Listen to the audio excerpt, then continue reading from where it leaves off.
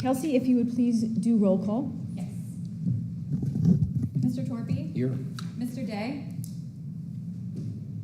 He's present. Can he Present. hear? Present. Ms. Perez? Present. Mr. Locklear? Here. Mr. Glassner? Here. Thank you. All right, moving on to approving the May 3rd, 2023 meeting minutes. They are in your packet. I'll move to approve. I'll second. Third. All right, so we make a I can't remember. We make a motion for that, or Yes, you have a first and a second, so you can make a motion. okay? So You already made the motion. You just have to- it's made. So okay, all those in favor? All right. None opposed? Okay, then motion passes, meeting minutes approved. We will move on to our special presentation this evening. We are lucky to have Dr. Todd Osborne from the University of Florida Whitney Lab. Thank you very much for being here this evening. Well, thank you guys all for giving me the chance to come speak. Captain Glasser asked me if I would give you guys a little bit of the story that I gave him on the phone the other day, and I said, sure, anybody that'll listen to me, I'll give them a chance. No, but I understand as a sustainability group, your interest level may fall in line with some of the things that I think are going on in the IRL, and this may be informative. Like I was just talking with my colleagues over here that there's no data in this talk. It's just a story, but it's one that I think has impact that may help you in your mission. And it is this story about stormwater. And I couldn't ask for a better example than you driving in the parking lot a minute ago. You see that giant puddle that we had to go through? I mean, all of A1A was flooded from Pineda down to here, and so it was exemplified quite well by this afternoon's storm. But I don't have to tell you anything about how beautiful the IRL is, and if you remember, and you've been here for a while, you've seen it in its much better state. But it's a very complex system, right? So we won't take a lot of time with this, but other to say that with all the things that are going on in here, there's it's impossible to kind of extricate water quality from biological productivity or nutrient cycling or even ecosystem development. And so when I say all those things, what I mean is it's a very complex, interwoven system that makes the Indian River Lagoon so unique. And it's unfortunately not as unique as it used to be. It used to be our most biodiverse estuary in the United States, in North America, in fact. And it doesn't hold that title right now, mostly because we've lost so much in the last decade. But the critical piece there is the seagrass. And just like any ecosystem, that seagrass is foundational, right? So for a tropical rainforest, you don't have one without trees. We don't have a really productive estuary without seagrasses. It's part of the system. And here, we've lost that due to a lot of reasons. And there's a myriad of them. And you guys have probably heard all about this before, but our use of fertilizers, it's a bit of a monster because everybody wants a green yard, and sometimes even your HOA demands it, or they used to. That law changed recently. They can't make you fertilize your yard, but they can still make you cut your grass. So things are changing. Brevard County is very forward thinking. There are regulations on fertilizer right now, sales and application during certain times of the year to help protect the lagoon. Other issues that we face are things like septic systems, which are used widely. I'm at the Marine Lab in St. Augustine, and they're literally permitting septic tanks on the island in front of the lab, which is only 120 feet wide. I mean, that's this narrowest piece of real estate that I know of between the Atlantic Ocean and the Matanzas River. And it's not meant for these types of things. Low density septic tanks are great, but high density, not so good, right? And it's created a problem here. But there's a lot of septic to sewer conversion. That's one of the responses that are being used now. And the third, of course, is that all of these things make their way to the lagoon rather rapidly through stormwater. And that's the process that I want to talk a little bit about, or give you something to think about, really. The story I want you to think about is how stormwater management may be improved creatively to alter some of these processes that are hindering our recovery here. But we're really good at engineering water off the landscape. I mean, you think about the history of Florida, that's not an unknown, right? I mean, we know how to move water, and we're really good at it. The problem being is that getting it into the lagoon is the vehicle in which all those things come with it. You see algal bloom pictures like this, you probably remember from the news, you probably witnessed. This is a response to excessive nutrients, nitrogen and phosphorus. We call this, or we term this, eutrophication, but what it means is that there's so much of a good thing out there, the algae take over, they bloom, they shade out everything, and we lose a lot of biological activity. Now, I call them HABs, that's harmful algal blooms, and they do a couple of things that are markedly observable in our lagoon. First, of course, is they introduce intermittent hypoxia, because algae have to breathe at night. You know, they produce oxygen in the daytime, but at night there's an oxygen deficit. And so that hypoxia is very dangerous. They produce potent toxins sometimes, and they increase turbidity and reduce light. And that last one is the reason why our seagrasses are gone right now. You guys have seen this in the news too. These are all photos literally taken here in Brevard County, and they're devastating to us in a lot of ways. If you work on the water or enjoy the water, as many of you do, this is not something you want to see. If you're a tourist, you're going to avoid it, and so it impacts our economy too.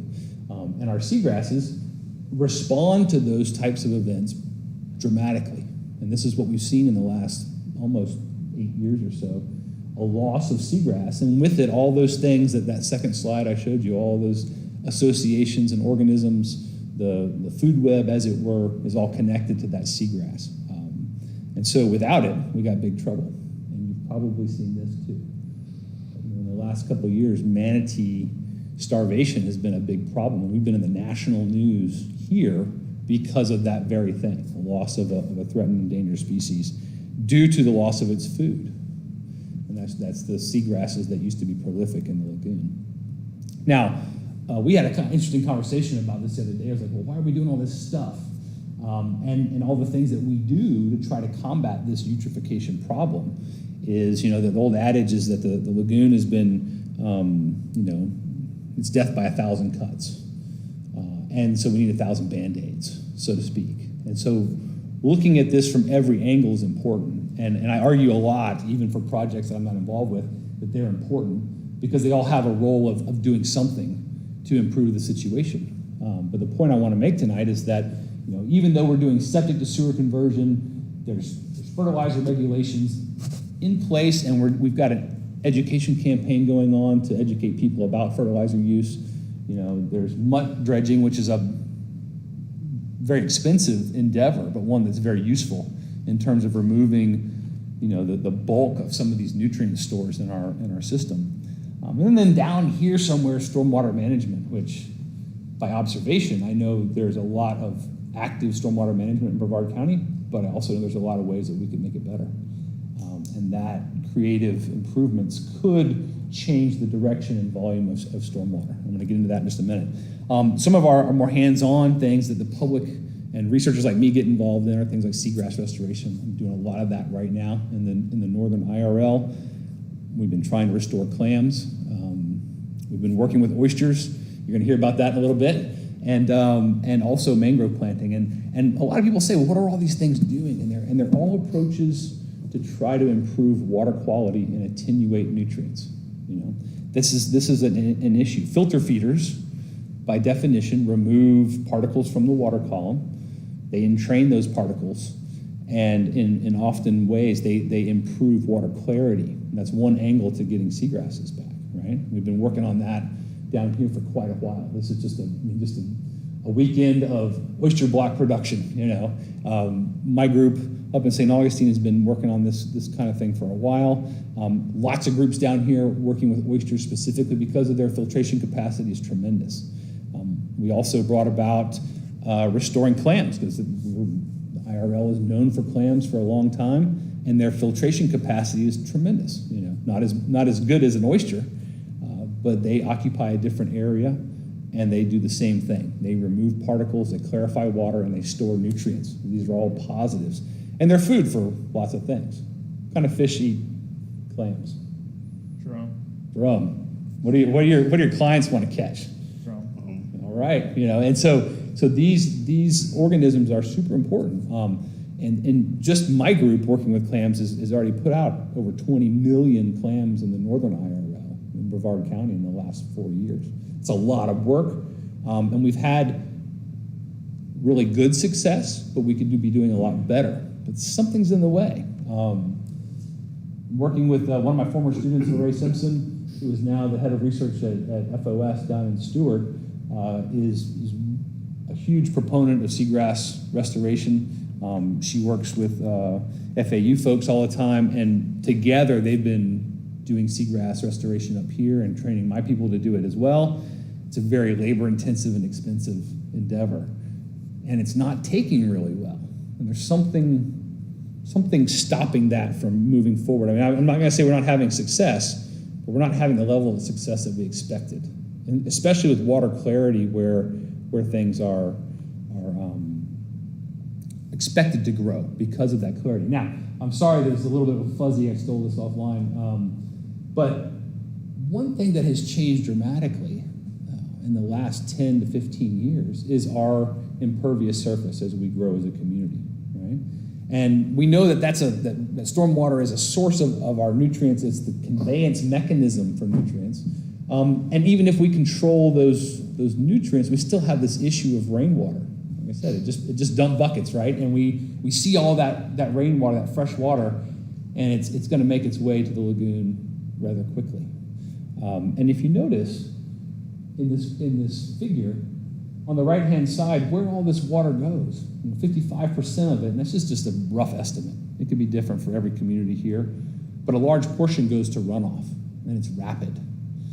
And that, just off of this graph, that's 5.5 times more runoff under urbanized landscapes than natural ones. So this lagoon developed under low freshwater input and is now subjected to this high level of freshwater input. And it's not slow either, it's very rapid.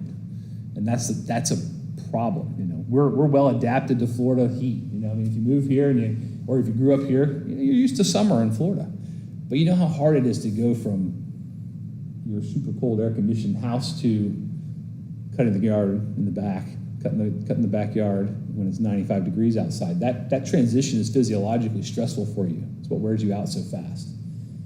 It's the same for organisms in the estuary that are experiencing tremendous swings in salinity, right? And that those swings in salinity come from this freshwater input, and that's kind of the problem I want you guys to think about, because all of these estuarine species that we're working so hard to try to bring back, to help bring back the lagoon, are subjected to these very rapid swings in salinity.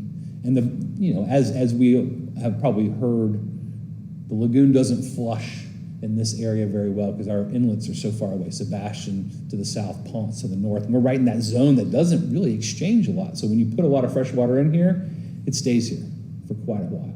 So the hard clams that I work with, below about 15 parts per thousand, that's how we measure salinity.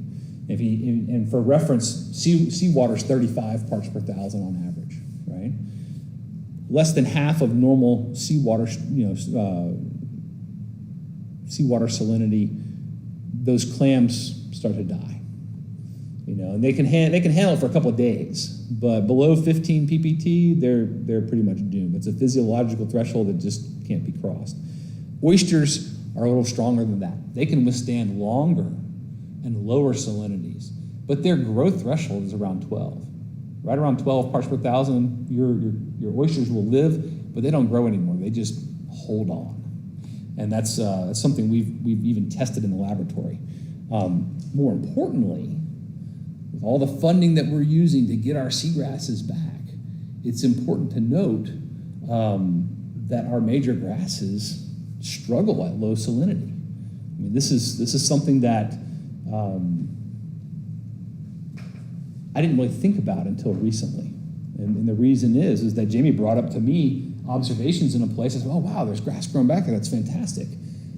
What's different this year than last year and the year before? Because we've had water clarity, and we've had,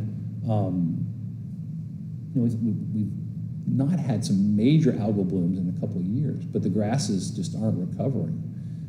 And what occurred to me is that salinity has been slowly declining in the lagoon. I said there was no data in this talk, so I didn't put any graphs.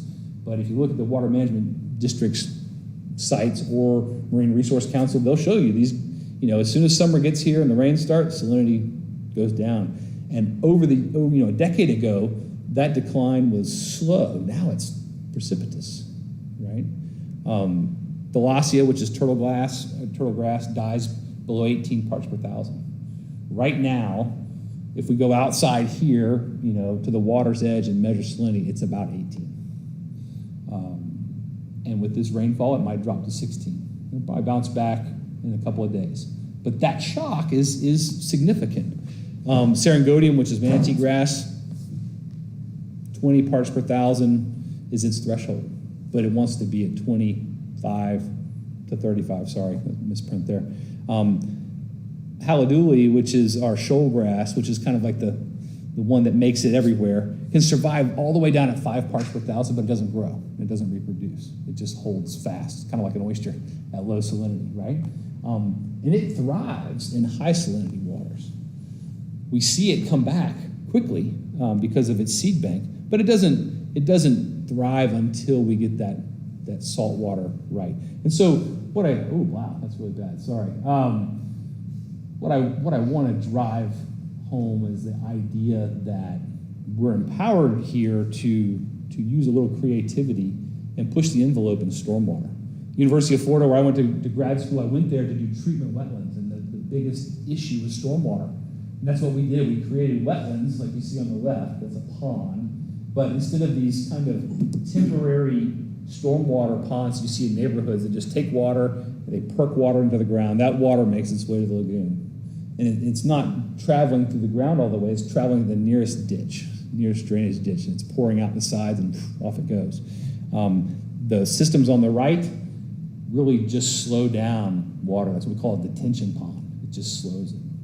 A retention pond keeps it there on the landscape, and that allows for evaporation to happen, allows you to do other things instead of this kind of rapid pour into the lagoon. So the message is, a lot of people think about stormwater and they think, oh, stormwater ponds, look at all the junk that's in there, all these negatives, right? But with some creative engineering, and these things are being done all around the country and all around Florida, we can actually create functional wetlands with stormwater ponds that do the kinds of things that we really need them to do. They do remove nutrients. They're really good at that. Wetlands are famous for this. We actually model our wastewater treatment process that's going on right over there, nitrate reduction process, off of natural processes we learned about in wetlands. That's where all the redox chemistry came from. It's the unique anaerobic and aerobic phases of wetlands allow us to reduce nitrogen species down to nitrogen gas, which is a super important process, and when that's the main offender of eutrophication in the lagoon, right?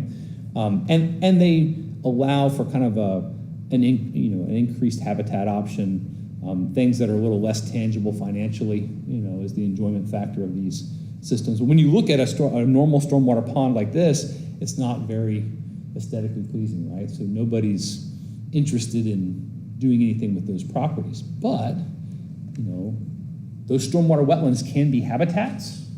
They can serve as nutrient sinks. There's a whole class on this that I teach at UF that's just about wetland nutrient chemistry. And the last little key that we were talking about earlier over here is that with vegetation, which is an addition to your normal stormwater pond, you get evapotranspiration, which is both evaporation and transpiration by plants. So there's two ways of removing water.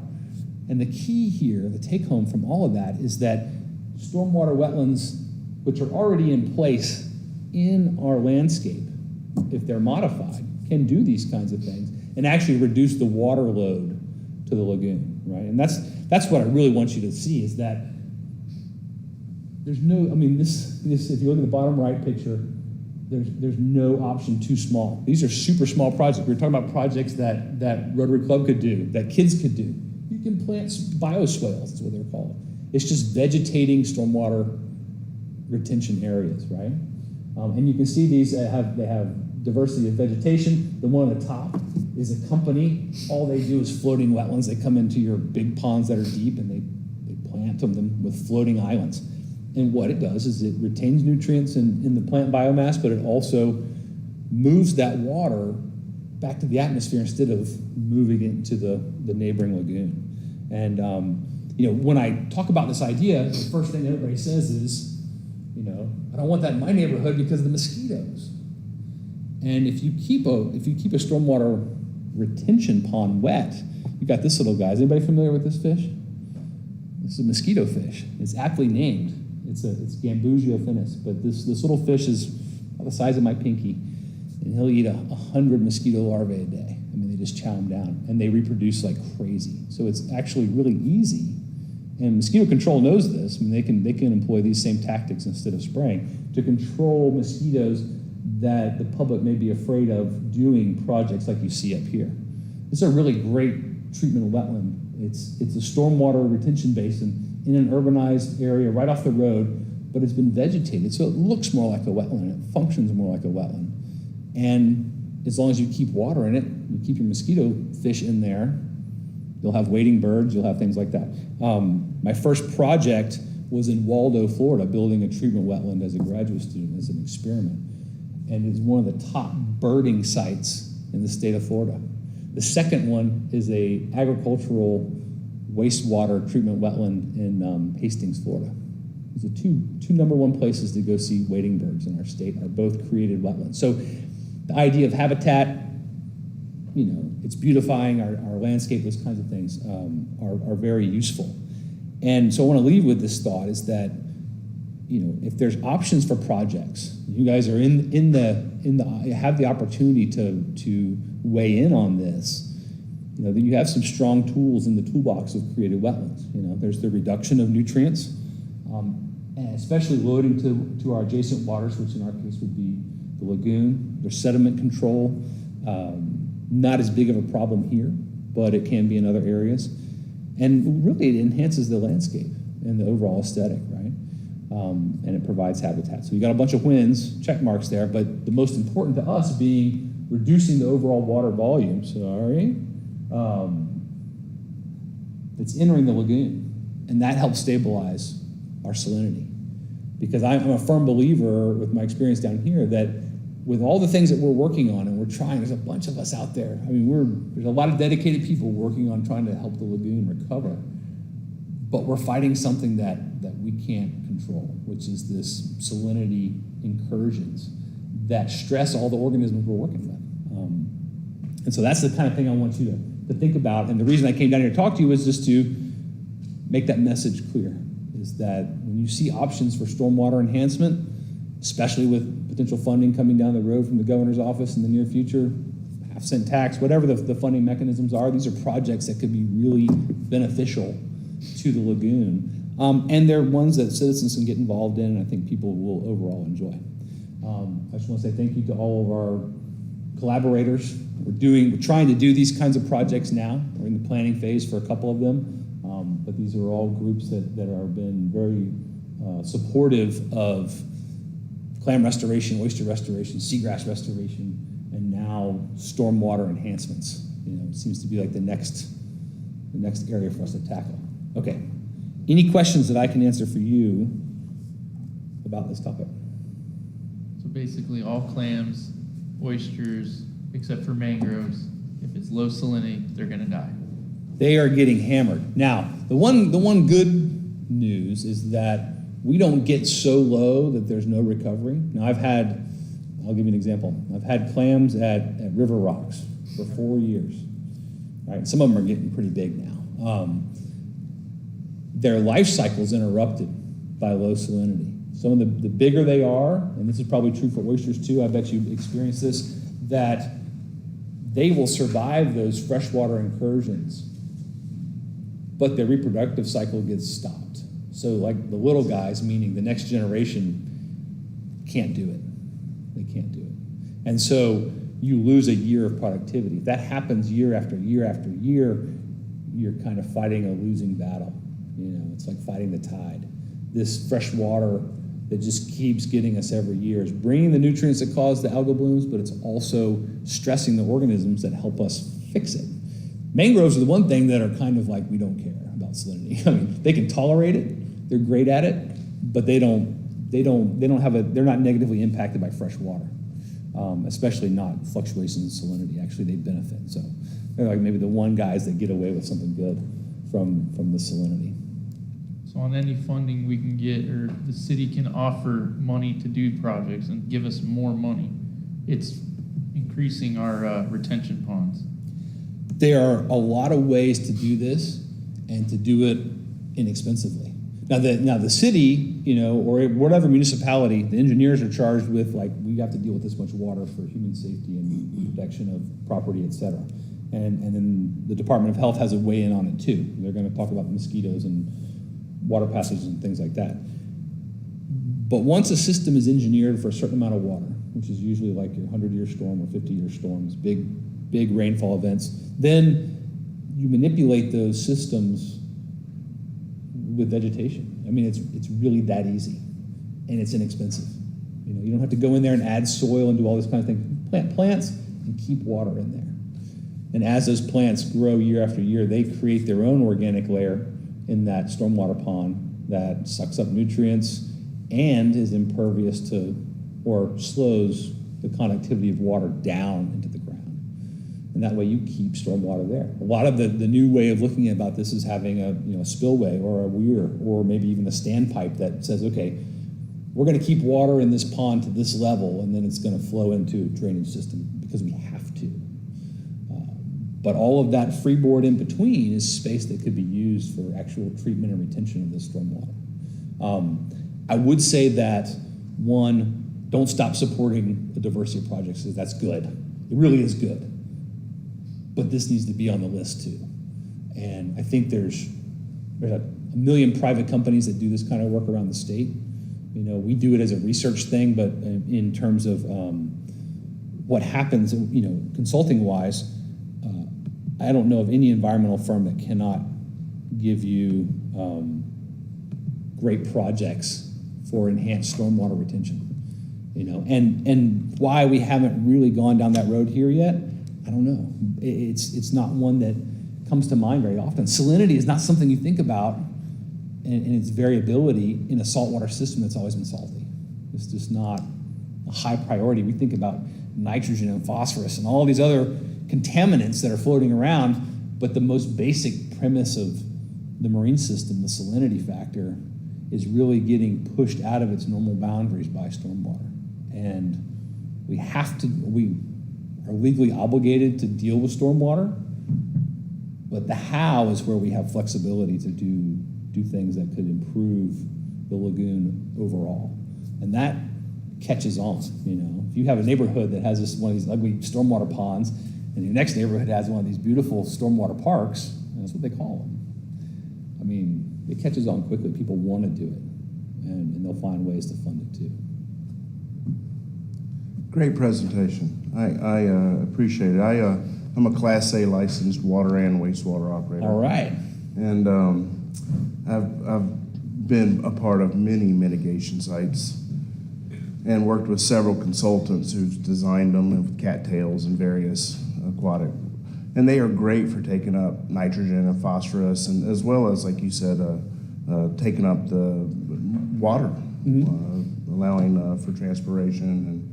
And I think this absolutely should be added to the list of baffle boxes and removing the septic tanks. And there's so many projects going on, but this is absolutely just as important. But I think, what frustrates me the most, and this isn't about you, it is a salinity issue, and I feel like that the solution is staring at everyone right in the face, but no one, I don't know if it's political or if it's financial or what the case is, all they have to do is let some seawater in through the port. Well, And you're absolutely right. And I'll tell you what, so, and this is a hot topic, it's hotly debated in the fishing community. It's definitely one that has pros and cons, but I think the reason we're seeing seagrass recovery in a couple of key locations in the system right now is because last fall we had breaches in areas that allowed the salinity to jump up. And I've been a proponent of saying, hey, let's get these gates open and move some salt water in here, right in the middle of this terrible spot, and move some of this fresh water toward toward the inlets. Seemed to get a lot of pushback from the port about it because of like erosion problems or some. There's some reason why they don't want to do that. But finding a way to Yeah. make it salty Ask them. is. It's Read very about it in the frustrating to report. me because they have pilot studies that are ongoing and all types of things, but they're in the very beginning design phases, and they've not been implemented, and it's frustrating because these are multi-year projects when really the science is, hey, let's go out and take some water samples. Let's do some DOs. Let's do some nitrites. Let's look at your phosphorus levels. Do some sampling in the lagoon and the Indian River and the Banana River. And it would be very easy, so some salinity, conductivity. It'd be very easy to figure out what's needed. But I feel like, I don't know what's motivating the delay. I don't understand. I don't know if it's Army Corps of Engineers. I don't know if it's. Well, I know the Water Management District modeled this with their hydrodynamic model, I mean, to a great extent, so they can predict salinity changes and other changes in nutrient status and things based on rainfall, you know. And when they tweaked that model to try to figure out how much seawater we would need, it was substantial. And I think it scared away a lot of the politicos. And they said, oh, wait, we don't want to put a new inlet in. We don't want to put pipes under the road. We don't want to do all this water pumping. But the in some kind of game here is like, well, how bad do we want the lagoon back, right? And it's such an economic driver for this area. I'll tell you, I enjoy amazing estuarine water quality in St. Augustine. Yeah. But we do the exact same thing that happens down here. All our stormwater hits the intercoastal, and our intercoastal is like 500 meters wide instead of 5 miles. You know, I mean, it's very narrow, but it attenuates that because we have 3 inlets in the span of 10 miles. So it's flushed. You know, And it's like funny, it's obvious right there. If you look at the report cards for the rivers, going north and south, all the way to Jacksonville, and going south to Sebastian, Jupiter, Stewart, continuing south, the report card of the water quality improves, it gets better, and seagrasses are abundant. And the common denominator is they have an incoming and outgoing tide through an inlet. The salinity is correct. And I know that that's not your topic. You didn't come here to talk about inlets. I appreciate you coming and let me speak to you about my beliefs, but I also believe that mitigation of stormwater is super important. And I think I appreciate what you're doing. Well, thank you. I think they both address the same question: is how do we get salt water in here? And if we can't have a new inlet, we've got to stem the flow of fresh water somehow. Yes. I mean, that balancing it on one side of the budget or the other, but either one way or the other, we've got to get that kind of tuned up. Because I don't think, even though there's a dedicated community of people working on the lagoon, and a bunch of them. When I go to the Lagoon Symposium, I mean, I didn't even get to give a talk this year because there were too many people in line ahead of me. You know what I mean? It was like, it's a great thing to see all of these scientists and policymakers and everybody come together and try to study this thing. But the solutions are there. You know, it's a matter of enacting them. And I think we have political will, and we have, you know, at the state level, and we also have political will at the local level. How do we make it happen so that we can enjoy the benefit of it? I mean, I want my kids to be able to fish this river, but I want to be able to fish it too. You know, I mean, I want to be able to enjoy it too. So there's a time game there that can't be ignored, and I think that's one thing that I learned. Half my career was in Everglades restoration, and if you don't get the job done in a certain amount of time, you lose political will, and then the community will follows behind it. So we did 20 years in the Everglades studying it, and we know it backwards and forwards, but the restoration has been really slow in happening. And it's a highly managed and highly engineered system, and so that was kind of the lesson was if we got an answer, we need to jump on it rather quickly or you lose the opportunity. And the worse the lagoon gets, the harder it is to recover. We don't have a lot of buildable space on Cocoa Beach, but there are a lot of stormwater retention ponds. Exactly. So converting the existing ponds wouldn't be that costly. It really isn't an expensive project, considering it's not like putting in a baffle box or any, those get expensive. Planting some aquatic grasses and building outfall structure, or whatever you need, like he said, so you have that freeboard to take it up. It's really a reasonably priced project for the benefit. Yeah, and I think those stormwater ponds are already there, or their stormwater collection basins are already in the landscape. This is just a modification to them that will have a significant benefit. And so it's not a construction-heavy requirement, right? But it will also empower or accelerate all those other projects that are going on. The Mary A. Flowway was a huge success in Palm Bay. That was a multi-million-dollar project, but they turned an entire drainage canal around and sent it into treatment wetlands west of 95, and those then feed into the upper St. Johns River Basin and go where fresh water needs to go, right, instead of into the lagoon. So that was a huge deal. There aren't a lot of opportunities like that, but the ones that are in our community everywhere can be small projects, and they can be local projects for a school or for a club or for, a municipality to do, and they're manageable. They're absolutely manageable, and if you're wise about your vegetation control, you're not out there mowing and having to manage it so much either. It's a pretty lucrative for the products kind of approach. Are there any local examples of these stormwater wetlands on, the smaller scale around that you can think of? I passed one on my way down here on 95, just south of 528, I believe. There's a stormwater park, and the reason I say that is I see boardwalks all around it, and it's full of cattails, so it's got to be a stormwater park. But it's a large collection basin. My in-laws live in June Park down in Melbourne, and the entry to their neighborhood has this big pond, and the water quality in that pond was degraded for quite a while. It was really kind of nasty, and they went in and they did this kind of restoration project in there, planted plants and added fish and things like that, and so that Police Park pond is really beautiful now. And so it doesn't look like a stormwater feature. That's the other aspect of it is it doesn't, even if it's square, it still has this kind of natural ambiance to it, which is very beneficial. Around the state, Orlando is probably the leader in stormwater treatment wetlands. Disney is a huge proponent of this, so Iron Bridge and all of their projects over there are big.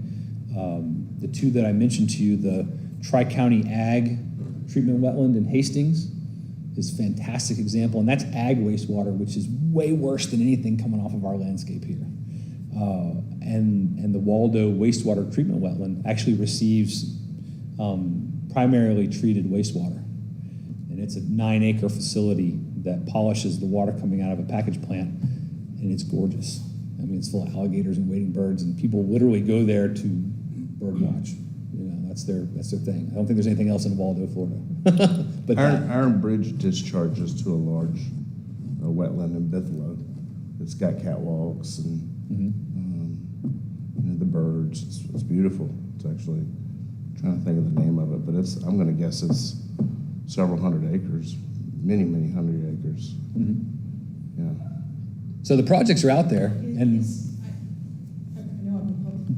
Is Cape Canaveral one of them? I mean, has Cape Canaveral done anything? Because in the sustainability report that was posted to the agenda, they mentioned floating vegetative islands. I didn't know if Manatee that Park. was- yeah, I'm not familiar with that project, but it sounds like a good one. Manatee Park. Manatee Park. Okay, got it. Thank you. So what's the salinity level for seagrass to be able to live? What's that right now? Yeah, like what's the salinity levels we need to have? We need for to be seagrass? above 20 all the time. I mean, that would be my, if I were to set a bar, I would say no lower than 20 parts per thousand and up to full strength. There have been times when we've had hypersaline conditions. Right before our super blooms in 2011, we had 45 parts per thousand in Mosquito Lagoon and things, but we were in a super drought. And you can see how impactful rainwater is, in this process. So I don't want there to be no fresh water going in the lagoon, but I'll tell you that it's going to happen anyway. One of the unique things about the Indian River Lagoon is it's a subterranean discharge estuary, which means in Florida our soils are sandy, and they don't. I mean, water flows kind of readily through them, and so the water table on the landscape is higher than the lagoon, and it actually pushes groundwater out under the surface of the lagoon that we see. So while it's flowing in stormwater discharges, it's constantly seeping in just due to hydrostatic pressure or water pressure on the landscape. That's never going to change. And so we're not going to starve the lagoon of fresh water, but we're just going to slow it down to where it's, tenable, right? In that range of 20 to 30 that makes everything so happy out there. And I think that's an achievable goal, but the key to me is that we've got to work with what we have in the landscape already. And we have, stormwater ponds by law already there. Now let's just tune them. Is there Good job. Is there a formula based on, okay, you got this many miles of lagoon? If you have, and the salinity levels are at this number, if you have this much water, fresh water dumping in, it's going to drop your salinity levels by this much? Well, I'm sure there's some smart guys that are smarter than me that have those kinds of models. I mean, that hydrodynamic model the district has developed can probably give us that kind of idea, but it's all rainwater driven, right? And we can't control the weather. That's the hard part. We get hit by a couple of storms Control like last year, stormwater. and we can get 20 inches of rain in 2 weeks, and we're in trouble. This lagoon will be fresh, and it will push everything that's marine out. Been a lot of questions as to why larger fish haven't come back in, and I'll promise you, I'm not a fish biologist, but I work with one, and his take is that salinity's too low. Big fish don't want to come in and risk the physiological stress of low salinity. Do we know what the root cause is for this decrease in salinity over the last 5-10 years? Well, it's definitely increase in impervious surface on the landscape. Hence the linkage to stormwater. Right. Because as we develop and build, the more concrete impervious surface houses, the more flashy the hydrology is. If in that presentation, remember the two opposing landscapes, the urban and the natural, and how much runoff comes off of the urbanized landscape. I mean, it's just a byproduct of our own development. But if you look around and you say, okay, tomorrow, that puddle in the parking lot out there is still going to be there, but the one on the fairway and the golf course will be gone. So one can attenuate and one can't. One's just Do we gonna know, have to like, operate. are there figures on like the percentage of urbanization over the last 5 years? Oh, absolutely. Okay. Yeah. Those numbers are available. Again, I think St. John's River Water Management District has that, and it's publicly available information in their GIS database. But it's trying, everybody's got Google Earth, right? I mean, this is too much fun to look at. Just toggle back and forth 10 years in your neighborhood or where you live and look at the changes in, the roads, the houses, the roofs, as those continue to grow. And we're in a building boom in Florida right now.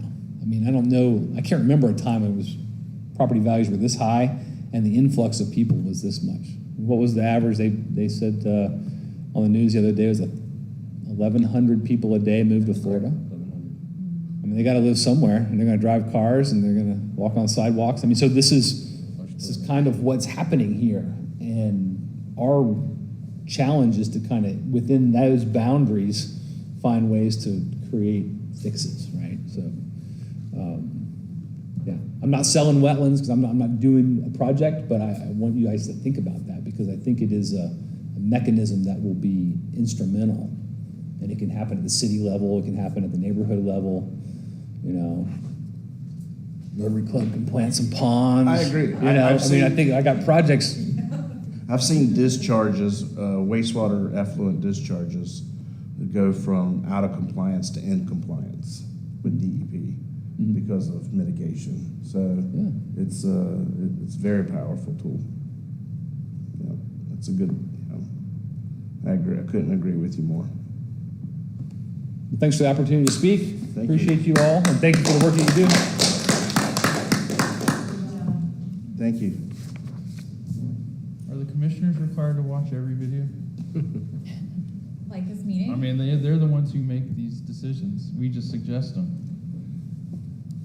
So if you're talking, are you talking I've been specifically saying this about stormwater whole, management? his whole presentation, I feel like every commissioner should watch it, Okay. is what I feel. I don't know if they're required to watch these meetings, but I think they're encouraged to watch them. So, I mean, I can let them know we had the presentation. I can let our city manager know and pass that along. Oh, I had another question, I'm sorry. I didn't know that we had lost our crown for the most biodiverse estuary in the Northern Hemisphere, so who I is think it? Texas is whipping us right now. Okay. What? I know, right? Like, this is just some scuttlebutt. I don't have data. This is just a conversation I had with a former FAU faculty that's now at University of Texas. And only because I talked to him the other day and he was razzing me about it did I know He's that biased. little fact. Yeah, we've lost tremendous diversity just because we've extirpated everything. But we can have it back. That's the cool part about it is, all these projects are trying to pull that system back into a healthy place, right? And with that healthy water quality comes all the other things that make it so diverse. This is unparalleled anywhere that I know of. And I'm a wetlands guy, that's what I do. And I've been everywhere. And I'll tell you that the Indian River Lagoon is its own kind of gem. It's very special. Its Achilles heel is its number of inlets, but as you know, that didn't affect it up until recently. So we met that threshold somewhere around 2008, I think, 2009. So. Thank you, Dr. Osborne. We appreciate you coming and the talk, and yes, and thank you again. All right, any more questions or anything else to say on the topic? Okay, then we are going to move on to our staff reports. Kelsey? Okay, so I have a few things for you, and then I want to give you a little bit more information in a presentation. So the first thing I wanted to mention is we've been talking about doing kind of a presentation with the MRC, having them come and do their lagoon presentation. That's going to be on July 12th here at the Country Club, but it's going to be in the restaurant area. So we're going to provide some light refreshments for visitors that attend that event. What time is that? 6. Maybe. Is that 6 or 6:30? Let me double check. 6 p.m. on the 12th. And then Lagoon Loyal, which is the county's lagoon education program, they're going to have a table at Friday Fest for the next 2 months. So they'll be here for June and July spreading that information. I also wanted to remind everybody that the fertilizer ban began on June 1st. So we've been pushing out some of Lagoon Loyal's fertilizer information on our social media platforms and through the CBNN as well. And I think it's going to be in, is the phone dying over there? Yeah, it's your phone. It's down to 10%. All right. We might have to have Bob call my other phone. But yes, fertilizer ban. And then I have a brief presentation I'm going to give you about the McNabb Park Living Shoreline, because you guys asked me a lot of questions about that last time, so I have some visuals for you and a little bit more information. So I'm going to go get that pulled up. The first thing I have is a video. The Save Our Indian River Lagoon program did a really great video for a portion of our project, so I thought it might be appropriate to share that first to give you a good overview and just to show you some of the resources out there that talk about our project. And then I'll give you some of the current kind of where we are now.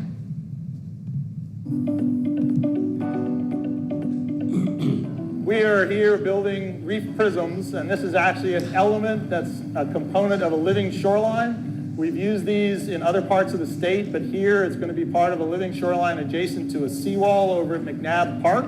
And these actually will provide, hopefully, artificial substrate for oysters to improve water quality and improve habitat. There's lots of different materials that can be used as a component of a living shoreline, but in the past, a lot of those were made out of, or at least partially made out of plastic. We're trying to move away from plastics. We know that microplastics in the environment and macroplastics, not a good thing. So we developed an alternative material that's actually using a jute material, which is the same material, it's natural fiber used in burlap, but this is a looser mesh, and we embed the jute in that cement, and that hardens it, basically, and then form that around something we call a prism. So it's a material that has lots of different types of forms that it could take. In this case, it's reef prisms, but the raw material is also being used in a panel form that could be used for oyster recruitment and restoration of oyster reefs that are offshore. Today we're out here at the McNabb Park Living Shoreline. We're installing our living shoreline here for the city of Cocoa Beach. That shoreline consists of a few different items. We have mangrove planter boxes, oyster gabions, oyster prisms, and then we also have rhizolyth islands. They're all going to support oyster growth, mangrove growth out here, as well as some grasses. Oyster reefs are one of those key items that are typically used to remove nutrients and pollutants from the Indian River Lagoon. It's said that one oyster can filter anywhere between 30 to 50 gallons of water per day. So as you can imagine, when we have thousands out here on our shoreline, that's a lot of water that's being filtered, a lot of nutrients and pollutants that are being removed from the water. Also, the mangroves are going to add kind of a beautification aspect to our living shoreline area. Those mangroves also utilize the nutrients in the water. As they're growing larger and larger, they'll continue to get more nutrients and help clean the water that way as well. This is a very innovative project here at McNabb Park. We're in a little bit more recruitment limited area, meaning there's not quite as many baby oysters in this part of the lagoon, but we do believe that they have been here in the past. And so they're trying 3 different methods to bring oysters into these materials. A number of them are getting oyster spat settlement in an aquaculture facility. Some are having barriers placed around them, and baby oysters will be released right into those barriers. And the third way is that we have some oysters that were grown in the lagoon and are a little bit of a larger size that we've moved here and are getting placed in the gabions. So we have older adult oysters and new baby oysters that are all going to go onto this project. We're very excited to call this a plastic-free living shoreline, meaning that we don't have any type of plastic.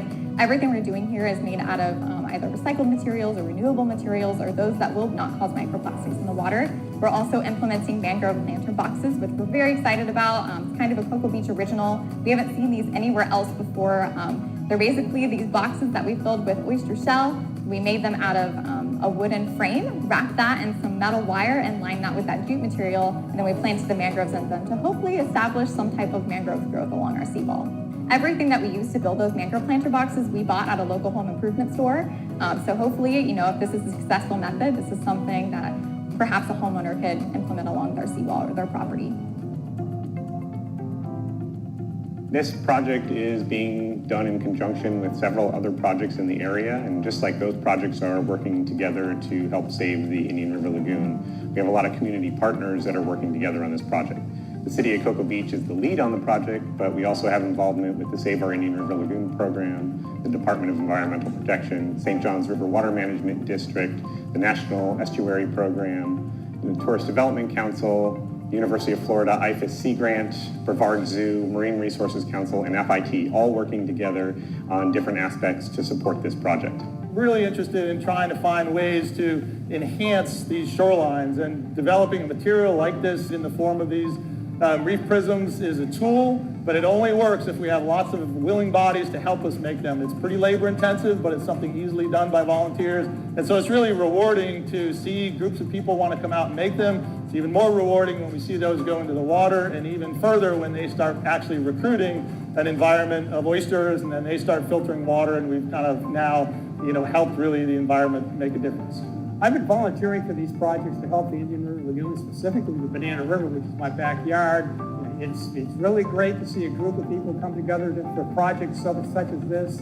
It's a good community thing. It's going to accomplish something.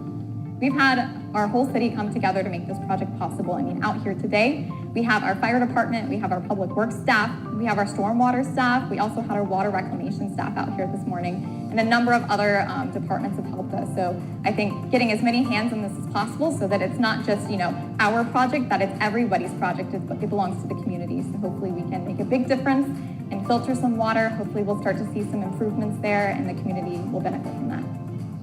Community members can also get involved with projects like these. One way is to get involved with the building portions of the project through organizations like the Brevard Zoo's Restore Our Shores. If people don't want to get wet and dirty but want to get involved, they can go to lagoonloyal.com where they can find simple actions they can do around their home and their everyday lives to reduce the nutrient pollution inputs to the Indian River Lagoon.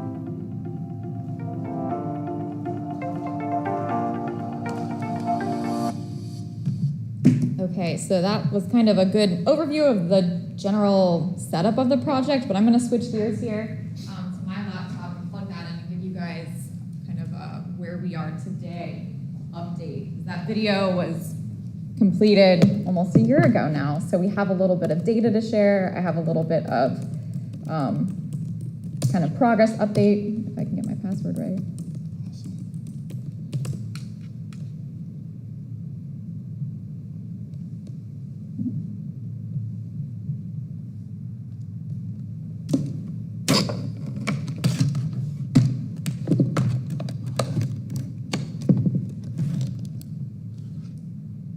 All right, here we are.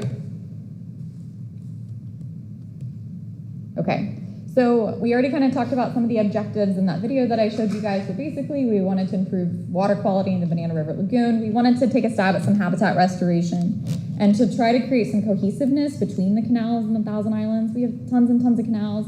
We have these beautiful Thousand Islands, but the canals have become kind of these dead zones. So our goal was really to set out and find and test maybe a couple of alternatives that could possibly be implemented along seawalls, you know, that property owners could potentially implement kind of in those canal areas. So this is the overview of the project, and so this, I know this is a lot. This is just a map of kind of an aerial map of our project. So the main areas that I'll kind of talk about today are on the western side of the seawall, so it's like the left side of the seawall where you see the pink dashes. And then in the orange box, there's an area just to the west of McNabb Park along a mangrove fringe where we also expanded the project. So you already saw some pictures, but this is kind of what it looks like today. The photo on the left is what it first looked like when we made our first installation back in July. We installed about a third of the project in July of last year, and we're just starting to wrap up finishing the installation of the project right now. We're actually installing more on Friday. And I talked a lot about the mangrove planter boxes and the different planting options that we have. So I wanted to show you guys some up-close photos of these because I get a lot of questions about these planter boxes. So the planter boxes are what you see all along the bottom. We've planted red mangroves in them, and we've also planted Spartina grasses. But they're not attached to the seawall in any way. They're actually this box that you see on the right-hand side. We filled the bottom with oyster shell, and they're incredibly heavy. But it was to, you know, try to elevate those mangroves up off of the floor of the bottom of the lagoon, because you can't really grow a little tiny mangrove in like 3 to 4 feet of water. So we wanted to try to come up with something that might work here at our park. And so far we're seeing some pretty desirable results, but we'll keep watching that. And then that other kind of photo with the kayakers, those are our rhizolith islands. These are very pilot scale. These are floating mangrove islands that can be attached to a piling or to a dock. Or I'm sure there's other ways that they could be attached to things, but this is what we're doing here, is trying to attach them to these pilings, seeing how the mangroves survive in them, and following along with that as well. So I wanted to give you some updates on our plant data that we have. So we installed our first section of red mangroves that I mentioned in July of last year, and at the 1 month, let me explain how this works, sorry. So there's 3 sections. We have red mangrove, Spartina alterniflora, and then red mangrove again. These are the 3 sections of planter boxes that we have. You see numbers 1, 3, and 6 down the left-hand side. Those are the different months in which monitoring was occurred after they were deployed. So we installed the first section of boxes in July of last year and saw 83.3% survival after 1 month, which is pretty good. The water dropped super low right after we installed them, and I had to hand water them. So I think they just got fried by the sun. But since then, you know, they've made it through to 3 months with no change.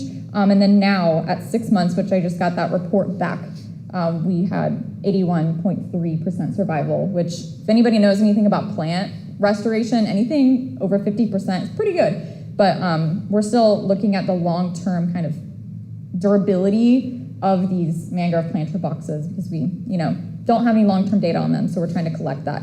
The Spartina alterniflora is crushing it. It's doing really well. That Spartina was transplanted from Marine Discovery Center. They have a marsh up there that they let us take some of their plants from and put them here. So 98.4% survival after 3 months. We lost one plant. I mean, that's pretty good when it comes to plant restoration. And then you can see the numbers for the red mangroves that were planted in December of 2022 as well. So still pretty high survivability. We are seeing some mangrove recruitment in these boxes. So what that means is that mangroves, in addition to what we have planted, are coming in. So we know there's a large mangrove seed source out there in the Thousand Islands. So they're coming into these boxes when the water gets high enough for the mangrove seeds to float in. So the photo on the bottom left was taken after one of our hurricanes last year. I think it was Hurricane Nicole. So these planter boxes have made it through a hurricane, and we saw a lot of mangrove recruitment after that, which I was really excited to see. We're also seeing new species come in that we did not plant there, such as saltwort, which is another salt marsh plant that's fantastic. Our mangroves are starting to flower. But there are some things that we're keeping an eye on. We might be seeing some potential erosion of the sediment in these boxes, so we might need to make some repairs over time. But again, we don't know a lot about these boxes because this is the first place that they've been implemented, so we're keeping a close eye.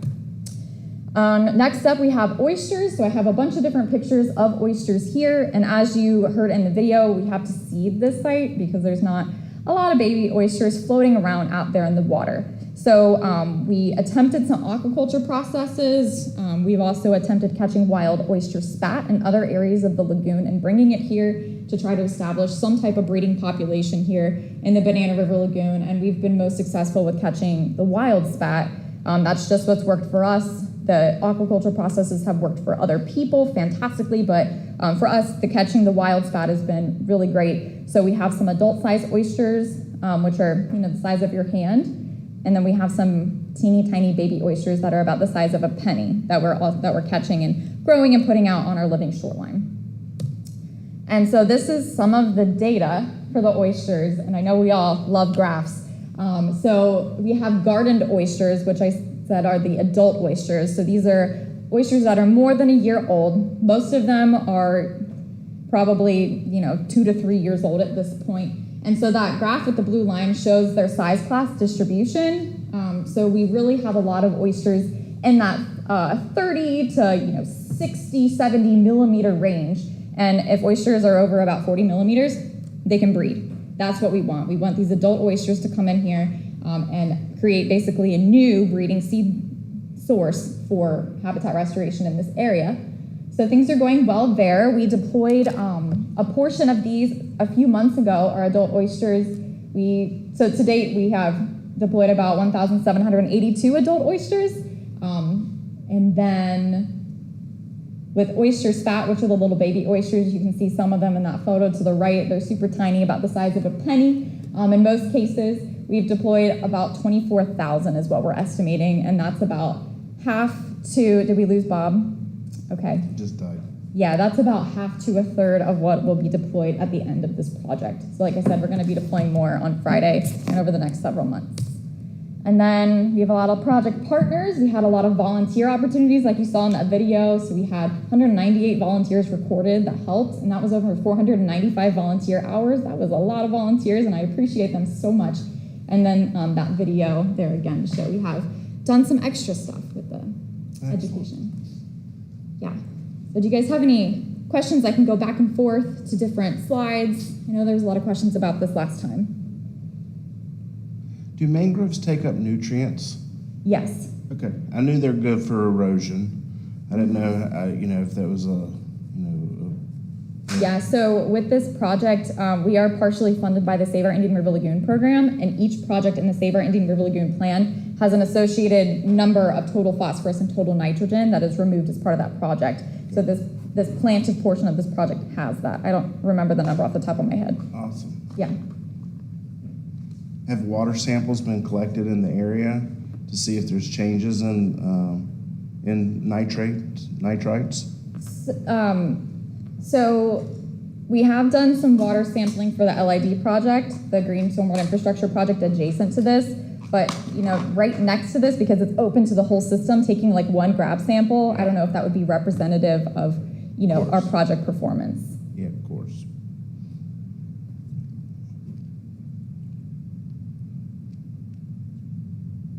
Anybody else? Awesome. So will those route all the way through the box? Is that the plan to the seabed? Is that Yeah, through so the the- oyster shells? Is that? Yeah, so the oyster shells on the bottom here, they weren't necessarily meant for like recruiting oysters or making a reef. In the bottom of this planter, on the oyster restoration area, yes, they were meant for that. But the goal or the hope is that the mangroves will become large enough to kind of just engulf the box. Gotcha. And the fact that it's made out of these kind of sustainable, renewable materials, it hopefully would be fine, that it would be there and break down slowly over time. Cool.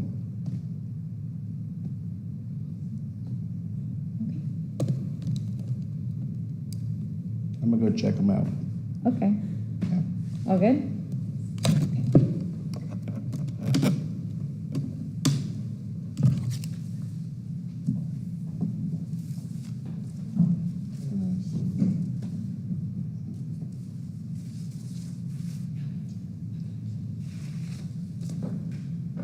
Is that That's all the it for my reports? staff reports, yes. Okay, thank you. Well, then we're going to move on to old business. And we're going to address the sustainability plan update that we have been talking about. We have sustainability plans from other municipalities in a Google Drive. They were emailed to you, and then they're also compiled in that Google Drive folder to just have them all grouped in one place. I don't know if everyone's had a chance to review all of them. It's a lot of information. I'm, to be honest, kind of in the weeds with it at the moment, just looking through them and seeing what they're doing, what makes sense to me, what doesn't make sense. So, Kelsey, do you have a sort of an idea of how we should attack this? Are we going to go I have through? an overall comment. Okay. Just the only real plan I've seen for Cocoa Beach is the one that was done in 2018, which is the inaugural plan. There haven't really been any formal updates that I know of. I mean, we kind of update, we look at it in this committee, but the plan itself has not been updated. And I contrast that with the ones that we've reviewed: Titusville 2022, Satellite Beach 2022, Cape Canaveral 2021. I think we should seriously think about updating our sustainability plan as a committee. Because there are things, first of all, the other plans seem to me to be more comprehensive. There are a number of things that in our plan that don't get a mention that I think are relevant, such as global heating and climate change, sea level rise, storm readiness. It just wasn't addressed. I think they did a great job in 2018, but that was 5 years ago. So I think as a committee we ought to say that in 2020, by the end of 2024, we will completely revise this. Like a comprehensive update, Yeah. yes. That's Did my 2 anybody cents. like one municipal's plan over another's the most, or did you like just take away bits and pieces of what everyone like that? Well, all the plans from Titusville and Satellite Beach and Cape Canaveral are large. And I'm not, it occurs to me, who is going to read all these? One of the best things, some of them, I can't remember which ones off the top of my head, have an executive overview to start with. Like a 3-page, here's what's in the report, and here's the index. And so if you're interested specifically in greenhouse gases or in stormwater, you can go to page 32 and read what's going on there. That to me was a well done, well organized way to do it. Because otherwise, who's going to read these things? I mean, some of them are big.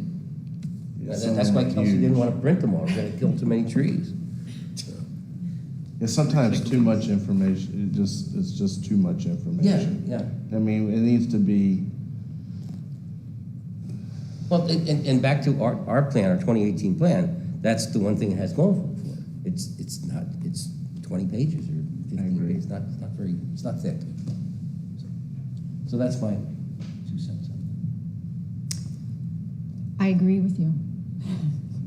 And I do like the format, sort of the organization of having key points up front and then more in, sort of like a first section, you can call it an executive summary or what have you, and then sort of breaking it down more granularly in, you know, a different section for each part and piece.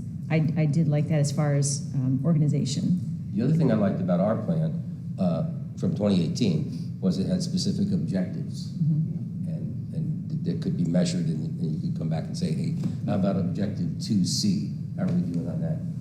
We haven't, as a committee, done much of that, but it's still a good way to organize. So like one thing I really liked was in the Cape Canaveral plan that they had very specific and measurable targets. And I thought that was a useful way to make a plan, you know, instead of just saying, we would like to do this and this sounds good. And they had, like I said, it was very specific and measurable. So I thought it would be beneficial for us to kind of keep that in mind when creating our plan and our objectives. Yeah, I agree with you that, and if we do that, go that route, then when you do that on an annual basis, we should get together and say, do we need to, have we met the objective? Do we need to modify the objective? Do we need to throw it out because it didn't make, it really wasn't a good objective? Just actually review stuff on an annual basis. To have an annual review as part of our process. I think so. Okay, that's a good idea too.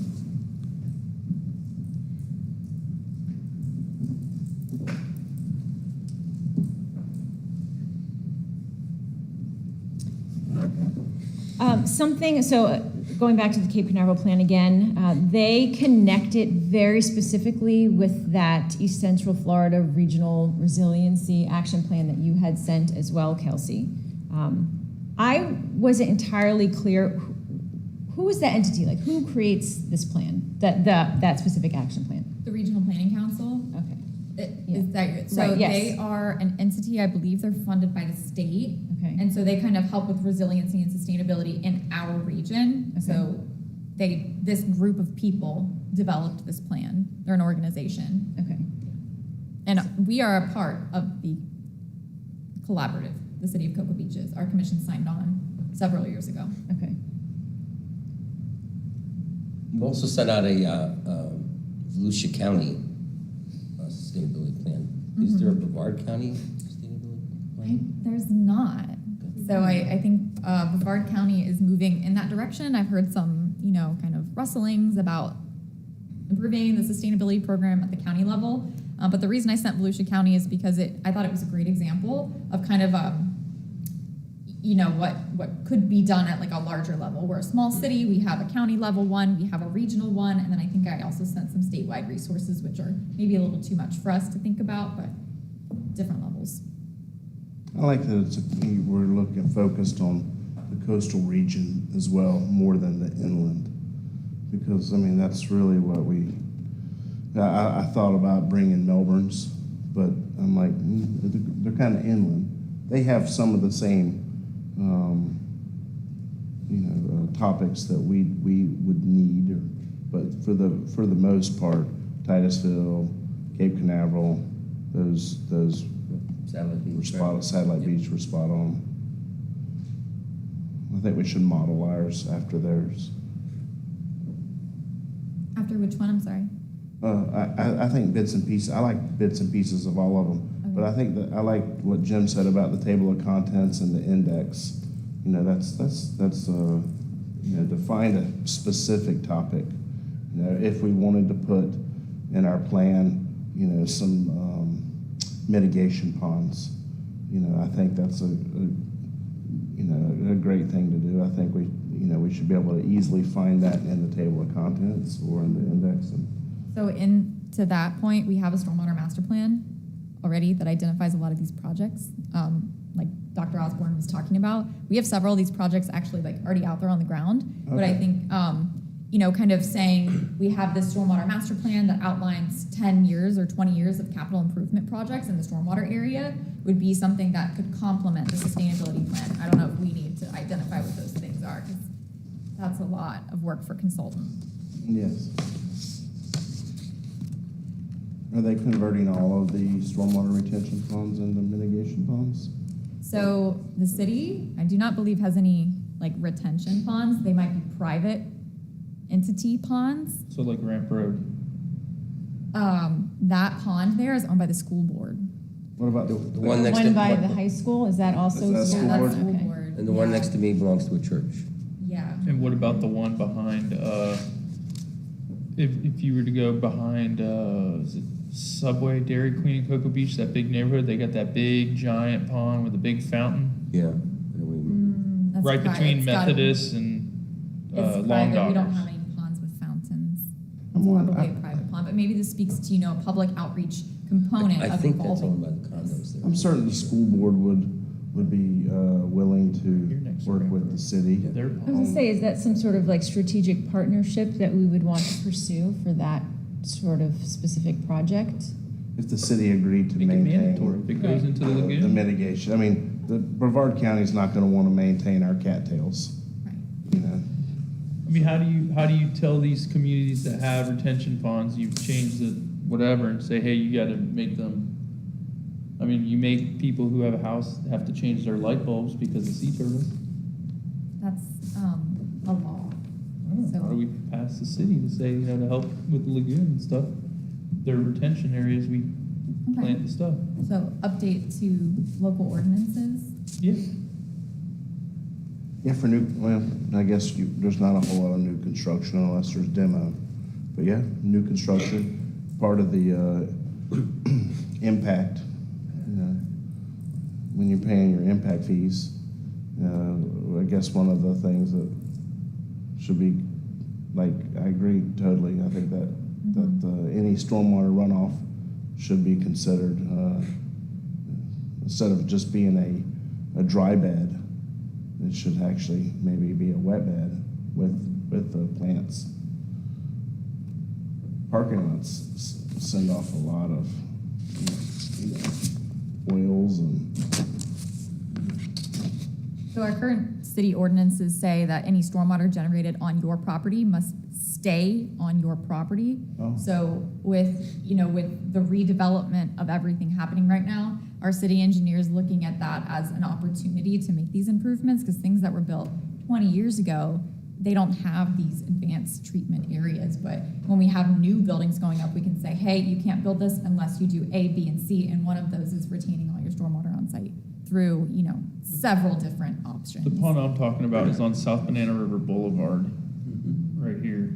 And it looks like there's a cut that goes right into the lagoon. I don't believe that's owned by the city. No, I think that's private. Is that has It's owned mangroves by in condo. it? Yeah. Yeah.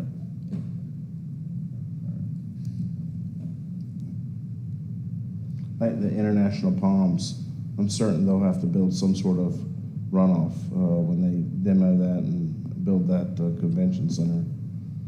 They'll have to build something and that could be implemented on that. That's all done through, like plan review Permitting. processing through several departments, including our stormwater department. Okay.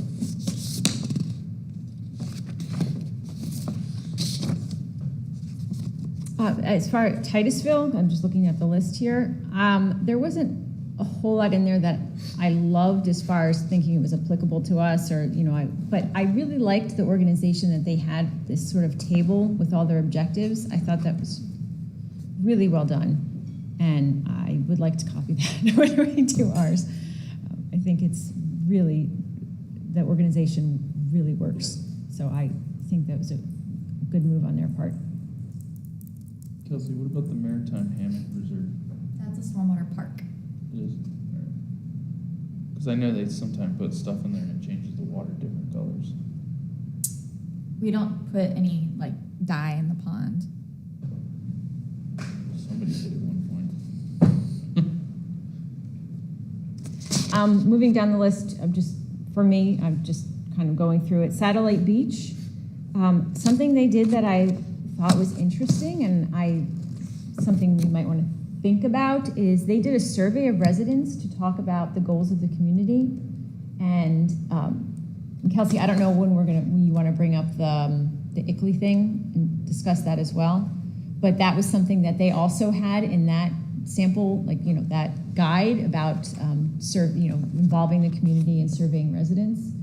And I don't know how we would do that, but I just thought that, as far as sort of outreach and, community engagement, that could be a valuable tool. Yeah, Yeah, so I'm glad that you brought that up because I actually reached out to the sustainability planner in Satellite Beach and I got the survey from her. Oh. And she explained to me how they did it because that came up in our conversation yesterday. So what they did is they had, you want me to put this up on the screen? I have a copy of what they did. Yes, thank you.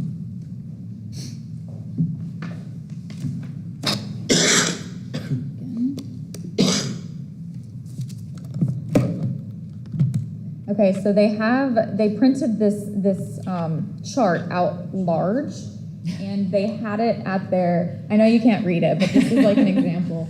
They had it at like a tabling event that they did. So I know this group has talked about wanting to do tabling events. Maybe Friday Fest would be a fantastic option to do something like this. They printed this out really large, and they gave everybody that came up different colored stickers, and they said, put your most, on number one, which was, what sustainability topic do you want more clarity or education on? And they have listed rooftop solar, recycling, reducing energy and water use at home, water reuse and rainwater harvesting, or sustainable landscaping. And they had people put stickers in these different areas showing their priorities for which they were interested. And the other things that the other questions they asked were, which community initiative would you most likely participate in? Which sustainability element would you most likely incorporate at home? Which sustainability-related capital investment would you like to see the city prioritize, and how do you typically get your city's sustainability news? So kind of covering a bunch of these different things, and I can send this out to you guys too. Thank you.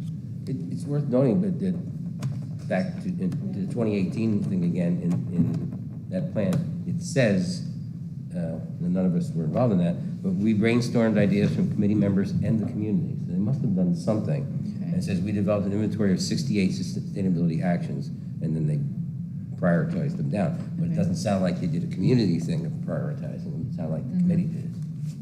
But still, at least they did something. Sorry, the crickets are going on.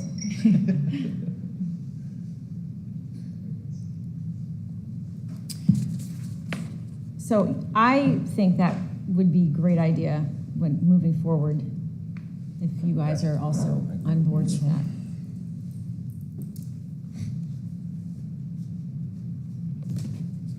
Okay, if you guys want to do that, I guess an action step would be we would need to come up with those priority questions that wanted to be asked. So I can send you the example I have from Satellite Beach, and maybe just kind of over the next few weeks, just give me some information on what you think, you want to add, those types of things, and I'll come back at the next meeting with a list of those. Okay, thank you.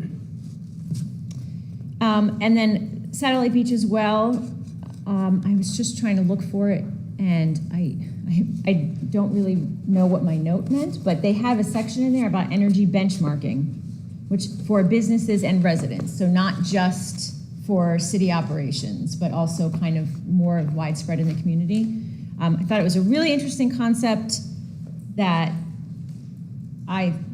I'm trying to remember why I said that. So I can't give you a summary of what that was because I don't remember at the moment. Satellite Beach? Yes, Satellite Beach. Look, I think it's on, that section starts on page 15. Let's see. What did you call it? Energy what? Benchmarking. Benchmarking. Because I love that, we spend a lot of time and energy sort of, with city operations and what we can do as a municipality. That's obviously important. But the more that we can engage the community and give them information and tools and resources to support sustainability, I think that can be an important part of what the plan is.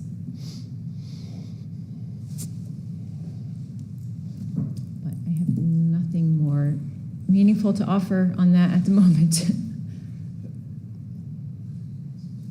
I guess all new construction or any new improvements that Cocoa Beach takes on, obviously we're using LED fixtures and okay. Low flow fixtures, and then Low flow fixtures. yeah, some of those other like higher ticket items, like a water recycling system, Oh, yeah. or, those things are a little bit more expensive, so they're considered, but they're not always implemented just based on their cost.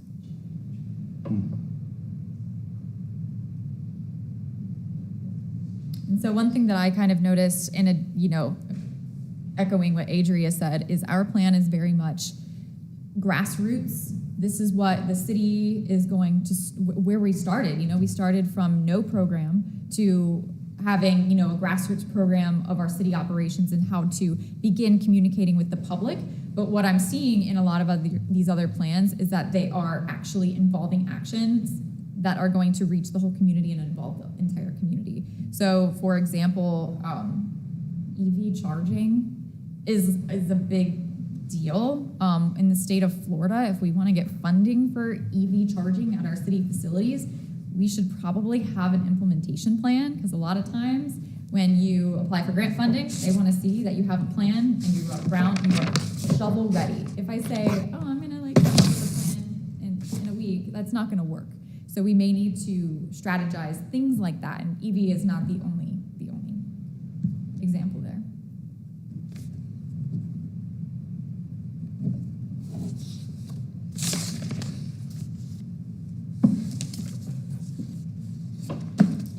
Did any of these plans have EV charging?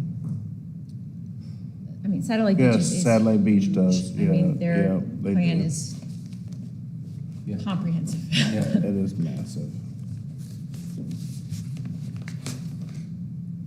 I cannot find that section. Cape Canaveral, I sort of talked about, and we kind of hit on some of the things there.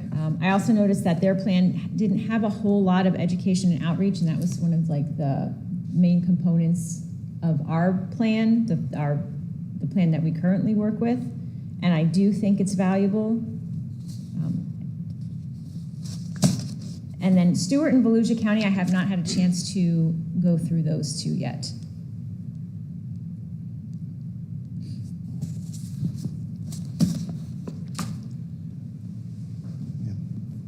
I only looked at Cape Canaveral and Satellite Beach.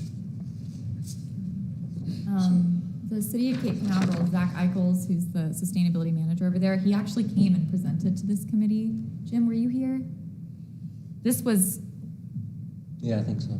long before some of your guys' tenure here on the committee. So I can try to dig up the recording and send it to you guys, because he did a really great job of coming and speaking about the things that they were implementing with that new plan. So I'll Do you know send how this. they developed that plan? I can reach out to Zach and ask. Zach is a sustainability wizard, so it probably just came all from his head. They don't have a sustainability committee. I think they may have had some assistance from local partners like the Regional Planning Council, but I can reach out, because Satellite Beach, they explained very clearly how they did theirs in their plan.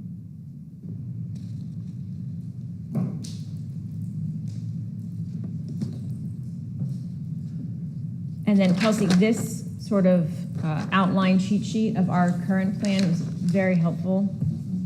Yes, and I just snuck this in your packet right before the meeting. I didn't send it to you in advance.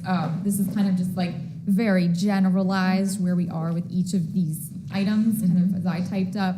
Some of them, we've done quite a bit of stuff. Some of it is kind of just ongoing. And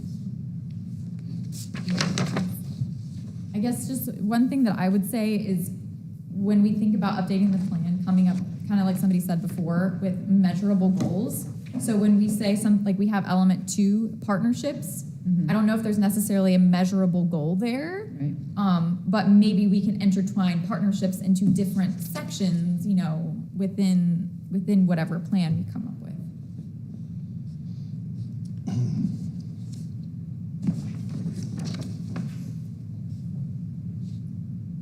And then kind of another thing that I wanted to bring up is that long list of workshops. These are just things from this year. I mean, we've done things in years past.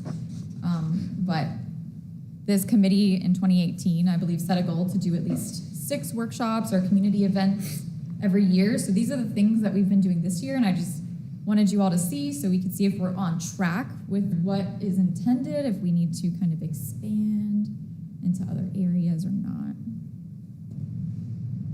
I don't know if that decision needs to be made right now.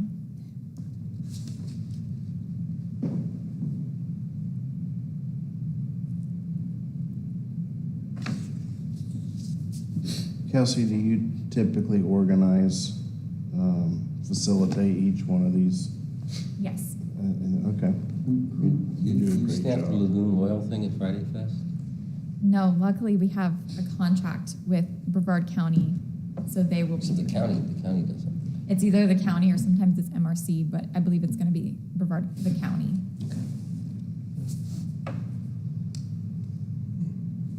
Yeah, so that's where the partnerships are super important. You know, I'm one person, I can't always be everywhere. We all have other things to do, so our partnerships are really important. Well, you got the partnerships, you got good grades for just the McNabb thing, the list of partners there. Pretty impressive. Yeah, I commend you on the relationships you've built and the speakers that you get to come. We really appreciate it. Thank you. Kelsey, could you send an electronic copy of this? Absolutely, Okay, yes. thank you. So I'm going to propose that to kind of make next steps. I think this outline is a really good starting point to kind of go through each of us to say, this is valuable. We want to keep this element, this objective, or perhaps not. And, or should it be reorganized? And then kind of go through, and this is the next item on the agenda, the East Central Florida Regional Resiliency Action Plan. And they have things that they suggest to be included in sustainability plans and kind of parse out, like, does what we have meet what their suggested things are?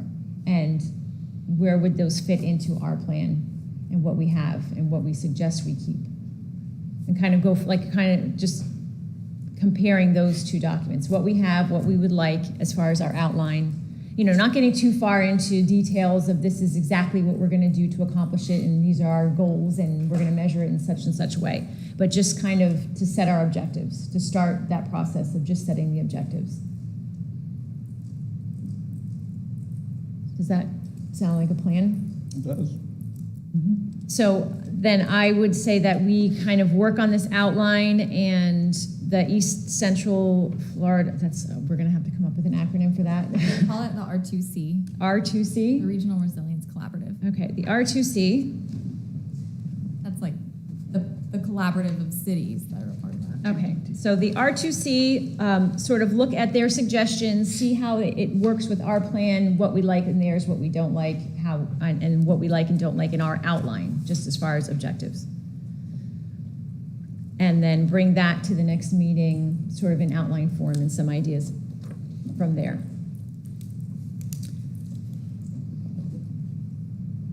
I think also at some point we're gonna have to do, and I don't know how this would work, a working group of us to spend some time just doing this, like not a full meeting, but just a. Yeah, we can have workshops. They do have to be publicly advertised and available. Okay. I don't think we're there yet, but I think this year sometime that we should do that. Yeah, it's gotta be Yes. outside of one of these meetings. Yes, yeah. Unless we can get pizza delivered at 10 o'clock or something. Okay, so then those are our next steps for the sustainability plan. Oh, Kelsey, do we want to bring up the ICLEI thing? Okay. So Kelsey found a resource for us. Make sure I get it right. That she was exploring. It was a sustainability planning toolkit. And there's an organization called ICLEI. I can't find what the acronym stands for, but basically it's sort of a consortium of local governments for sustainability. It's an organization that helps with these sustainable objectives for cities. And they have this membership that I have not had a chance to, Kelsey, I don't know if you had a chance to sort of go through exactly what the membership entails. Yeah, so this group, ICLEI, we followed their local government's protocol when we developed our greenhouse gas inventory several years ago. But we did that through a collaboration with the R2C and with the Audubon Society. So we didn't have to pay for a membership at that point. They paid for it for us. But now, if we wanted to do that with the membership, we would have access to the Sustainability Planning Toolkit. We would have access to the greenhouse gas inventory tool, so we could repeat those greenhouse gas inventories. They also offer technical assistance, which, you know, they can QA, QC some of the data for our inventories. They can give guidance on our sustainability plan, someone we can kind of bounce ideas off of. They also have a lot of other resources for sustainability planning and those types of things. I don't know all of the details because he made it seem like when you become a member, you just get access to all of this information. Yeah, it did seem like there was a paywall there, and he kept referencing these resources, but I wasn't entirely sure how in-depth the resources were. So there is a sustainability planning toolkit from 2019, was it? So the old one. 2020, that one's 2009. 2009, oh, okay, 2009. So there is an example, or the one they actually had that Kelsey found and we had access to, and sort of you can see what their toolkit looks like. It's been updated obviously since then, but I thought it was a valuable tool, but for me it was a little bit high level, and so I don't know if it was as helpful for our purposes, but I would be interested in the resources. So I haven't had a chance to look at the membership stuff. Kelsey, do you want to send that stuff to the committee so we can have a discussion maybe about if it's something we want to consider? Because we did talk about, as in our objectives and making things measurable, that the greenhouse gas emissions information could be very helpful to us. So that might be an important aspect, but it's something we have to look at. One thing I will say is when I looked over the 2009 plan, the planning toolkit, they focused a lot on greenhouse gases and emissions reduction, which is fantastic, but to me is one portion of what I've heard this group say that they're interested in talking about. Didn't really see very much about the education, and obviously the lagoon is a very issue near and dear to this area, so something that we would have to consider separately. But I think that the updated version is a little bit more expanded, but like I said, he wouldn't show it to us, he just talked about it.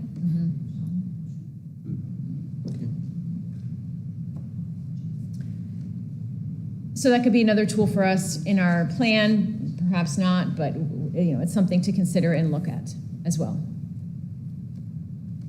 All right, any more discussion at this point in time on the plan?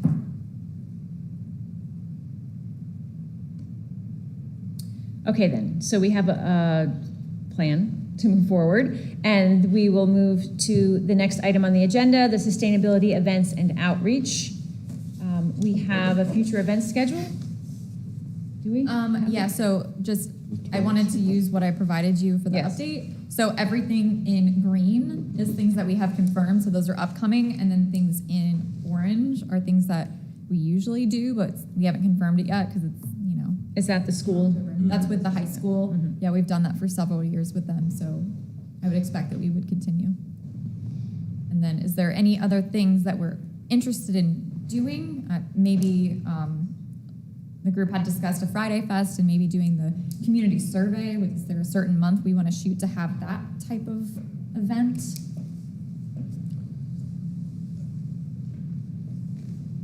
Or are we not there yet?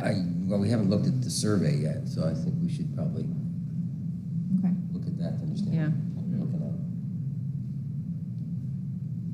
TBD sounds good. What was the event that we do at the high school? Which one was that? The one in orange, A Day in the Life Day of in the the Indian Life. River Lagoon. Okay. So all the students In come down October. to the lagoon and they get to be a citizen scientist for the day. Okay. I see you have on in June and July the Lagoon Loyal at Friday Fest. Is that what you're suggesting? Maybe for either June or July? We already have them confirmed. Okay. They will be there both days. Okay. And that'll help us meet some of our stormwater education requirements through the state of Florida, having them there to discuss Okay. stormwater. Do you staff that booth as well, or do you need volunteers to staff the booth, or do they? So the Lagoon Loyal program is a Brevard County program that the city sponsors, so Brevard County staff will be manning that booth. Okay.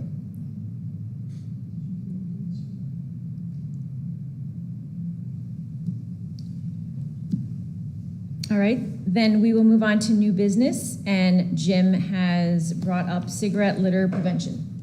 Well, this is something we talked about in the past, and I just want to know if the committee wants to pursue it. Basically, what we talked about in the past is specifically cigarette litter on the beach. And some of our other local municipalities have said no smoking on the beach except in a designated area. And I think last month, I think I gave you all a copy of a letter to the editor somebody from Melbourne wrote in April, to the letter to the editor saying how bad it is for the environment. You know, you can say, well, people, they're free to smoke, but there's still going to be, unfortunately, people, and they're going to leave their cigarette butts there. And it's a really big problem. If any of you have ever been on a beach cleanup, there's lots of them. And so what I would like to propose is that we go to the commission and ask the commission to do what I believe Indian Atlantic was the closest one that did it. They just said there's no smoking on the beach except in designated area. Of course, you get into the discussion, is that enforceable? Anybody can smoke, can sneak a cigarette. Of course, there's going to be people that do that. But if it cleans up some amount of it, I think it would be a good thing. So my question is, does the committee support that, to go to the commission with that? If the committee doesn't want to do that, then I understand. I support it. My only, not reservation, my only sort of stipulation would be is I think we need to go there and say on what grounds. They did have the ban come before the commission last year already? Mm-hmm. Last But year? that was from Leisure Services. Yes, and so I was just, what were their grounds for saying, were they saying it's because of litter or because of health reasons, or what was their reasoning? I think they used the health reasons as their reasoning. Okay. I believe. Is that right? Yeah, that's what I recall. I was at the meeting. Okay. But the request that came to the commission at that time was not for the It beach, was for parks. city parks. Yes, it was not for the beach. Okay, so then we want to suggest banning smoking on the beaches except in designated areas because of the litter problem. Yes. Okay. I support that. So might I suggest a path forward for Yes. this? So since a proposed resolution already came to them and it came from the Leisure Services Board, it might be a courtesy for this committee to kind of draft something up, and we can send it to that committee and have them discuss. So we would probably take the resolution that was presented before, make some amendments or some adjustments. We would also need to identify where are these designated areas going to be. So that might be something that Leisure Services Board would have some good insight on. And then maybe have it come from, both entities to the commission. I think there's a couple steps. That's a good idea. that needs to I happen. don't know what Indian Atlantic did for their designated areas, but the logical thing to me would be on the crossovers. At the end of the crossover, there'd be a smoking area right there, and that's it. And you have to go there to smoke. I'm a former smoker. I smoked for 25 years. It's very addictive. It's a terrible thing. But you figured out how to smoke when you had to smoke. So if you had to go walk over there to do it, you do it. We're gonna have to be real strategic in picking those spots, because if it's near residential homes or anything. That's true too. They're not gonna want That's a good point. smoking areas by their house, I wouldn't think. But I I mean, right now it's all a smoking area, right? Right. So the good maybe- news is smoking is down. A lot of people, you see less and less smokers from the 70s and 80s, Oh, sure. 90s. So hopefully it'll continue that trend. But I do agree, it's terrible. Yeah. I think I would love Cigarette to butts. also present the KBB data from the beach cleanups on, how many cigarette butts are actually picked up. I think that's meaningful It is. to what we're proposing. Yeah, and so one piece of just kind of advice as we approach this situation again. So I think some of that data was, Surfrider presented some of that data on how much they're collecting at their beach cleanups, and the commission, they really wanted to focus on that health aspect of things. So we may need to, and maybe it's bringing in a speaker to educate this group on the human health impacts. I'm not sure what that would look like, but I think to them it seemed like more than an environmental concern. Yeah, you're right. Well, I think the other thing we can do is find out from Indian Atlantic how they did their designated smoking areas. Yeah. Before we go to tie this up. I'm sure the city attorney is gonna probably wanna look at are we infringing on people's civil liberties by, Pass somewhere else in Brevard County. Yeah. Pass here. Well, if it You can still use e-cigarettes, right? Yeah, probably, yeah. Yeah, You it's don't- just you don't leave a cigarette butt butts. on, you don't leave a butt on e-cigarette. Yeah, I think the way that it was phrased is it's with a filter, so it can be unfiltered. That's right, because cigars were gonna be okay. That's why. That's always wondered why cigars. Black and mild. So do you smoke a cigar all the way till it's gone? I mean, it's You don't still- have the it's fi- still you don't gonna have a Yeah, fiber there's no, filter it's that. Oh, I a guess the natural, fiber, yeah, I guess the it's a tobacco. natural will- material. I don't see that much cigar smoking on Yeah. that anyway. It's a golf course, right? So, Kelsey, would you be able to send us the resolution that Leisure Services had suggested to the commission that was rejected, so we could kind of get an idea of what's in there? And which town, which beach town did you say? Pretty sure it's in the Atlantic. In the Atlantic? I'm gonna look that up. Pretty sure.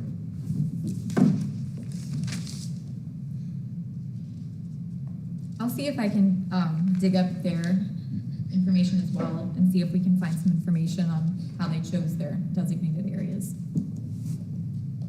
Thank you. So then next steps would be to review that, and then how would we reach out to Leisure Services? Would we wait until discussion next time, or? I can mention it to their staff person, but I think just to make them aware, but we might want to send them kind of like a formal not recommendation, just, I don't know what you would call it. Just, here's our thoughts. Here's our sort of draft idea. Yeah, draft idea. That's a good idea. Okay, So that might come after next meeting when we have a better draft idea. okay.